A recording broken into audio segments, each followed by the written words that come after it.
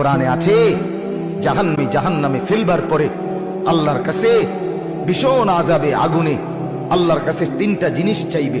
জাহান্নামী বলবে, আল্লাহ এত কষ্ট না দিয়ে আমারে মৃত্যু দিয়ে দেন। আল্লাহর কসম, কোরআনে আল্লাহ বলেন, আল্লাহ বলবে, না রে বান্দা, লা ইউকদা আলাইহিম ফায়ামুতু, জাহান্নামে কোনো মৃত্যু নাই। নাফরমান জাহান্নামী তখন বলবে, আল্লাহ তাইলে আমারে একটু তাখফিফ, একটু আযাব হালকা করে দেন, আমারে মাসে একটা দিন কদ্দুর বিরতি দেন, 24 ঘন্টার মধ্যে আমারে 10টা মিনিট হইলেও কদ্দুর আলগাত রাখেন, আমি আর পারছি না মাওলা। আল্লাহ তাআলা বলেন, ওয়ালা ইউখাফফাফু মিন আযাবিহা, না রে নাফরমান, 1 সেকেন্ডের জন্য জাহান্নামের আযাব কমানো হবে না।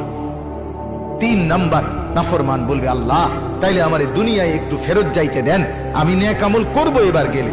আল্লাহ বলেন, যেদ্দুর হায়াত দিলে নেক আমল করা যেত, ওদ্দুর হায়াত দিয়েই তোমারে আনছি, আর ফিরবা কাল্লা, না না, দুনিয়ায় ফেরত যাওয়া যাবে না, তাইলে মরতেও পারবে না, আযাবও হালকা হবে না, দুনিয়াতেও ফেরত যাইতে পারবে না। তো কি করবে?